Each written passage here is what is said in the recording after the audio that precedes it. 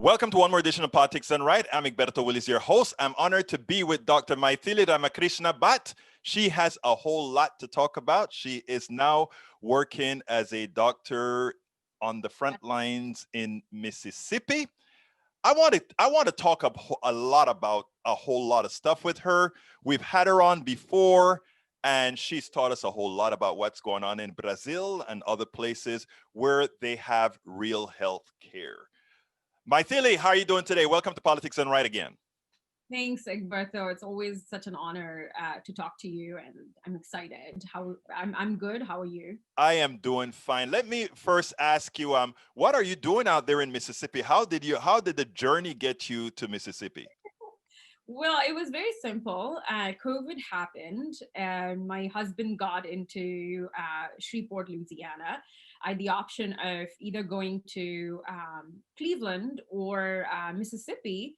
I loved the program. I interviewed here for my residency, and I decided I think my gift and talent should be used more with Mississippi rather than just like Cleveland. Yet another doctor in a huge in a city like Cleveland. Mississippi stands the 50th with diabetes, HIV, you name the disease, and they have it. So I thought not only would it be great training, but actually serving people of Mississippi would be an incredible, opportunity. So that's where In I'm here. other words, you're in a place where you as a doctor, you're making a difference with people that really need health care and not getting the kind of health care that a country of our stature should really be given. Oh yeah, absolutely. I mean, it's like this is like India. This is actually worse than India in many situations. Please say that again. America, listen to this. Tell that again. I think it's worse in developing countries like India and Africa. And, India and Africa at least have avenues that they can use. Here, Medicaid doesn't pay for many of the procedures that are covered in different states. You're talking about a state that is 50 out of 50 in terms of diabetes, in terms of heart diseases, and yet it's ridiculous that such a state does not give its citizens in healthcare that is absolutely needed. Again, making it worse than India and Africa. Now, I've practiced in India, and I can tell you at least India is doing better because Indian Constitution as healthcare as a human right, and it's just such a sad thing that I come to Mississippi and day in and day out I see patients where we call ASA 3, in the classifications. What does I that haven't mean? So it's American anesthesiologists have come up with ASA 1, 2, 3, and 4. So the 3 and 4 are really like 4 is probably terminally ill, going to die. 3 is just better than dying. And most of my patients are ASA 2, 3, 3 mostly, which, we only studied in textbooks. We never got to treat those patients in Michigan. But here on a daily basis, I see them. And public health is zero. I mean, it's just very frustrating that our attendings have had to fight for grants because Medicaid wouldn't cover certain procedures. So this year are a lot more dedicated, and I want to say that very, very loudly. My attendings, especially, we have ambulatory clinic called Jackson Medical Mall. It's like literally a mall that is converted into an ambulatory clinic.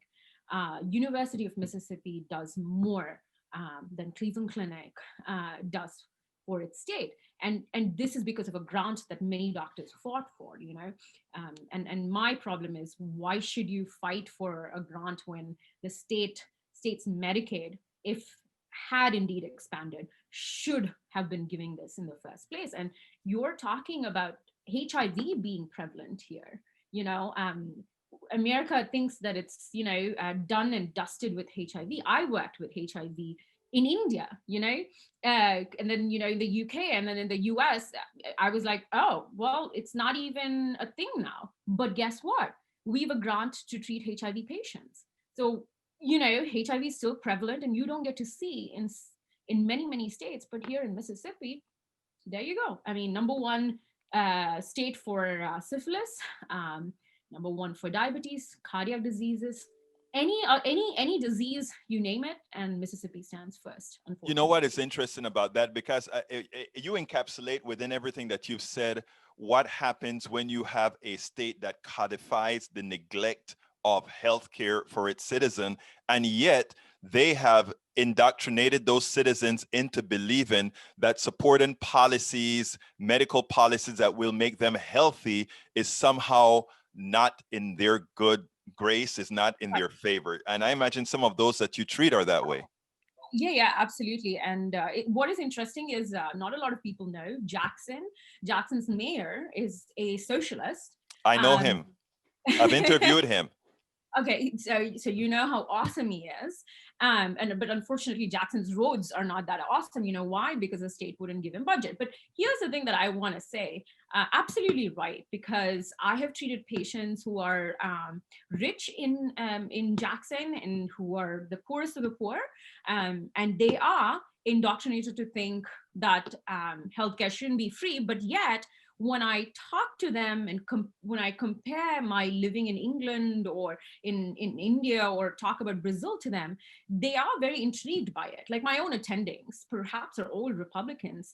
By the way, I can't even say it out loud that I'm a Bernie person. Forget Democrat, Bernie, Hmm. forget like and I'll come to that. I've had interesting situations that have happened to me in Mississippi. But what I'm trying to say is I have talked to my attendings who are so-called Republicans, and we've had these conversations about efficiency and how inefficient the healthcare is, and how they are spending more per capita, and yet the outcome is so bad. And they agree with me on all of that. I think they're just scared of the word socialist, and I feel like that word is completely abused. Say, for example, went there and I said, "Hey, you know what? I'm a Republican, but let's talk about healthcare and expenditure." They're open to talking about it. Like I've actually had great conversations without divulging that I don't know what I am. Am I a socialist? I don't know, but I don't want to brand myself. But I've never revealed I'm a Bernie voter. I've never revealed all of that. But I've talked to them about healthcare, and they seem to agree with everything that I say, except they're scared of the word free, or they're, like you said, probably doctrined to think It's a I don't it it's a sad indoctrination that has that. I mean, it starts in business schools. It starts in all these schools who, because we are in such and I don't I don't use the word evil lightly, but because we're in such an evil economic system, you have to be indoctrinated to follow all its tenets, and that is where we are. And when we have, that is why I think doctors like you, young doctors that can get involved and start changing the minds of people with your experiences, and to put it bluntly, doctors that have seen other places, doctors that have seen other things. You coming from India and the UK makes a huge difference because you have seen it all. You've been to Latin America, Brazil. It shows that you have seen it all. Unlike what most of these people who have been insulated from everything else. And that is the importance, and that is why your message is know. important, not to be cooped up just in Mississippi, but Right. around the place, because Mississippi is simply the rest of America on steroids. Oh, yeah, absolutely. And the interesting thing that I wanted to tell you is, I come from a premier tier one university, University of Michigan, and I know the last interview I talked quite a bit about University of Michigan. But I think what's important is they're doing all of this research, but you know what? It doesn't trickle down to Mississippi. In your own backyard, it doesn't trickle down. And that is a frustrating thing. So what's the point, Michigan, for conducting these researches, getting NIH funding, but for what? Your own backyard, your own state in the United States of America is so backward that we still have sexually transmitted disease and HIV. I mean, I'm just confused here. Yeah. I'm like, then what's the point of research? You know? There's something, you make an important statement, because you were talking about earlier, you said, what am I? I'm not going to brand myself as a socialist. You shouldn't, because what you brand yourself as somebody who believes in humanity. But here's the Right. kicker: what they are doing, what Yeah. Michigan and all these other people are doing, that is a true definition of socialism, because what they're doing is they're taking the tax dollars from all of us, Right. doing some research with it, but Yeah. then they convert it into they convert the social build that they did into support for those in a capitalist structure that can afford to pay for the results of the socialist build. Oh yeah, absolutely. And then you talk about Michigan Public Health School, which is top of the top, but they send their students to Africa and India, and I'm just like, you don't need Africa and India. You know, to people who make a valid argument on the right, and I have seen that, and I have sat, and let me tell you something. I actually agree with a lot of things that right has said more than neoliberals have said to me. I actually can have conversation with the so-called right over neoliberals, and I don't take it lightly. And I will tell you that I sat there and I've heard people say, well, hold on, like, you know, I was called into a board sort of a meeting and they wanted me to talk about my Brazilian experience, but I think they were trying to ask our dean at that point to say, okay, you're spending all this money and these people are going to these different countries. What somebody actually said, what about our own backyard? And I think they made a very poignant argument there. And I was like, yeah, what about your backyard, which is Mississippi, Louisiana? It's the poorest of the poor. I mean, just driving here is just it doesn't even feel like it's the United States that I'm driving in. And then how many people from Michigan come to Mississippi or Louisiana to even settle down and actually work here? Because it doesn't offer anything. It doesn't. I mean, Jackson doesn't offer amazing things like Ann Arbor probably does. But I think the fact of the matter is that's why I find the doctors here who are probably Republicans a lot more resilient for fighting for their citizens more than doctors in Michigan. They don't get paid like our doctors in Jackson Medical Mall don't get paid as high as many other doctors, but there they are day in and day out fighting for things, and they're all Republicans, by the way. Interestingly, so this is why I said I don't want to brand myself as anything, because like you said, yeah, it is humanity, and at the end of the day, whether you're right or left, do you believe in people? Do you believe in as a part of this country, part of this state? I mean, are you fighting for something greater than you? I mean, that those are questions that that I see that people here do fight for, even though I agree with a lot of things. But yeah, Mythili, you just hit the nail on the head, and I love the attitude that you just take. As a very progressive woman, you understand that you don't go ahead and just say, oh, this person is a Republican, and somehow you don't deal with them. I just came out with my new book called "It's Worth It," where I said how to talk to your right-wing neighbor, and the whole issue behind all of this is to tell folks, look, it's not about, we have to understand how we are being manipulated by the system. And the system it requires that it keeps us at each other's throats. Now, you go ahead and you have great conversation with all those people in Mississippi, and I guarantee you, they love you because oh no, they do, because you're not talking down to them, you're having conversations with them. Oh, absolutely. I think the one thing in the South that I've realized is people have, no matter whether they agree or disagree, at least they respect you for what you are saying. Yes. And they don't look down upon me when I say stuff that probably they're disagreeing. I'm not saying that racism doesn't exist. I have gotten the middle finger 100 times here for having a Bernie bumper sticker. This is an interesting conversation I was going to say to you.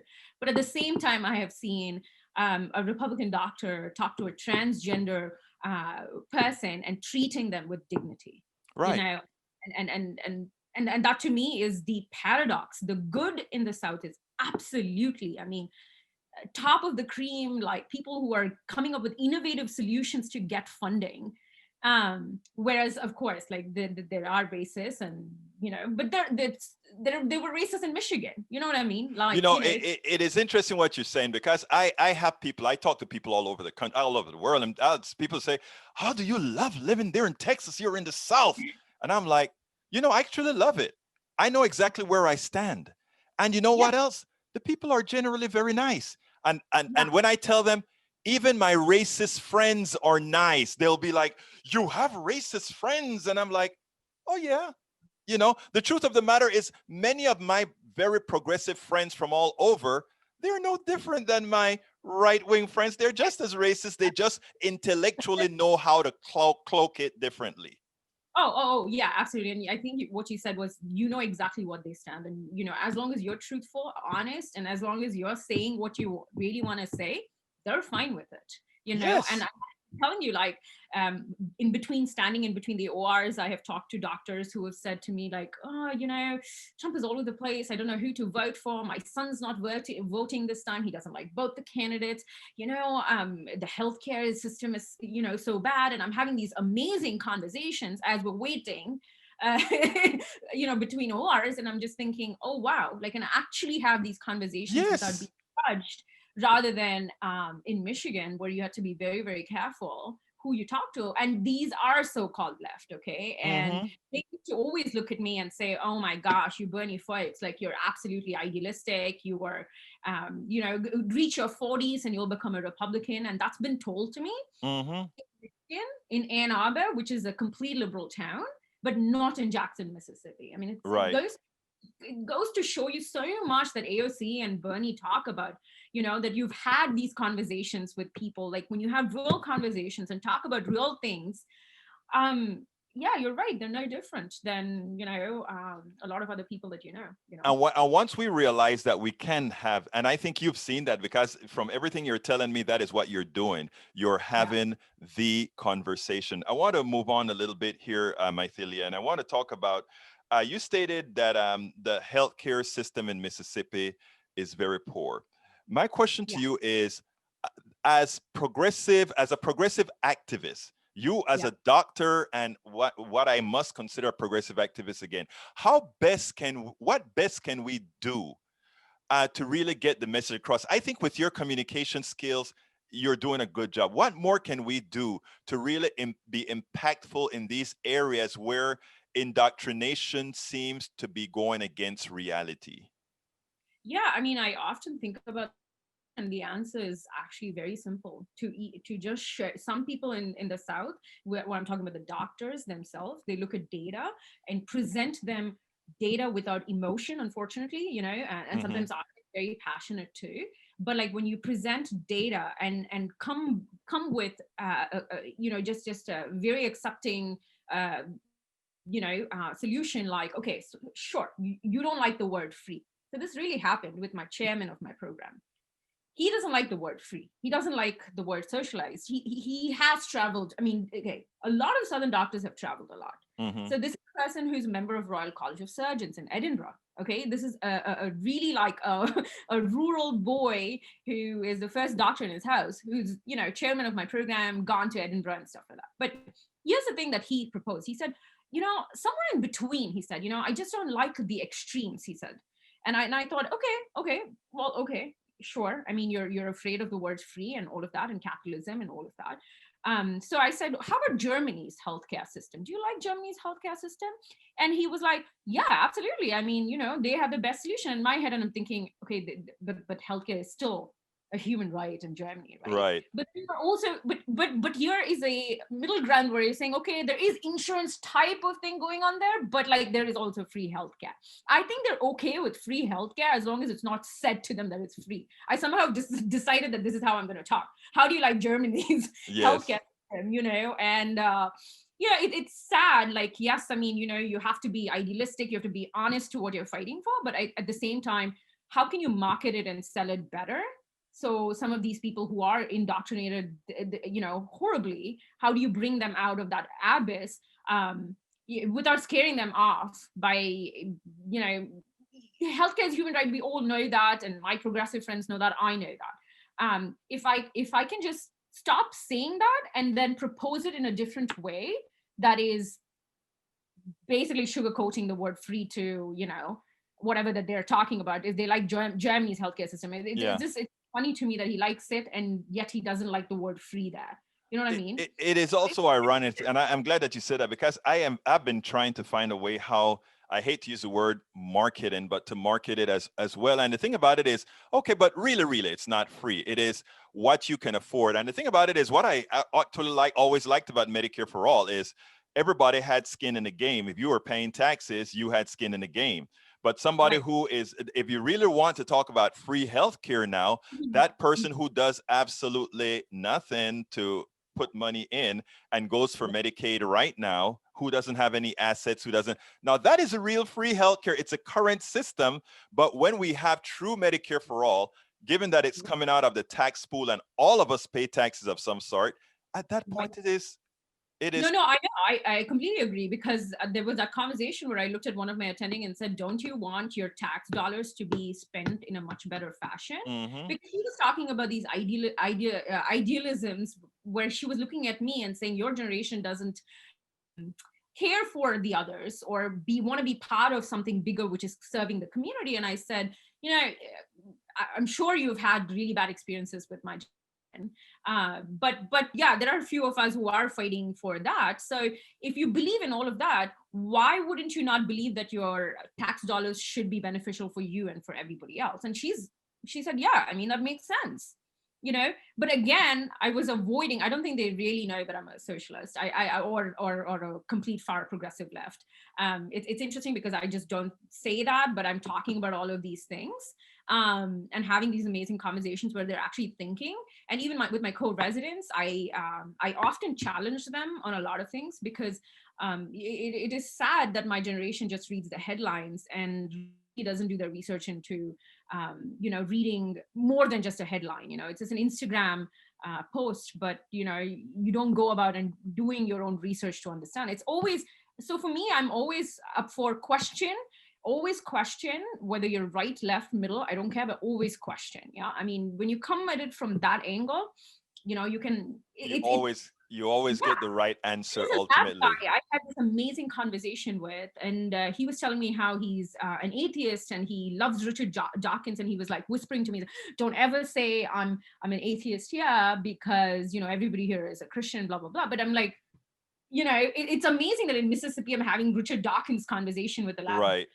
person, right? And I'm like, okay, sure, let's have that conversation. And again, he thinks he's a libertarian, and again, we try to get very defined into these things. I am a socialist, so hence I have to da da da da da Right. XYZ. I am a progressive, so I need to do this. But when you take out that and then come out and then just have real conversations, and I think that's how you change. And I think changing hearts and minds are important because you have to have a buy-in. The stakeholders are doctors, and a lot of Southern doctors don't like the word free. So how do you get that? I was like you. I'm telling you, I hated MBAs. I hated business degrees because I thought, oh, marketing. I mean, commercialization of all of that. But how do you commercialize Medicare for all? How do you get that buy-in? Now I'm talking the business language, which is so interesting or awful, I don't know. No, But no, actually it is necessary. I think that's right. Yeah, I think it is necessary. And how do you market Medicare for all? How do you package it to the Southern doctors? Because they have to have a buy-in. They are your stakeholders, Well, interesting, Mythili, you are now a Southern doctor. So with having you out there, I think we are in good hands. Look, Mythili, we're running out of time. So what I'd like to ask you to do is to tell me something that I should have asked you that I didn't ask you, but that you want to get out here into the strata. You pretty much asked me a lot of things. You should have asked me what happened to the bumper stickers of Bernie. So please tell me. That's what I didn't ask. No, I've said the good things about living in the South. I think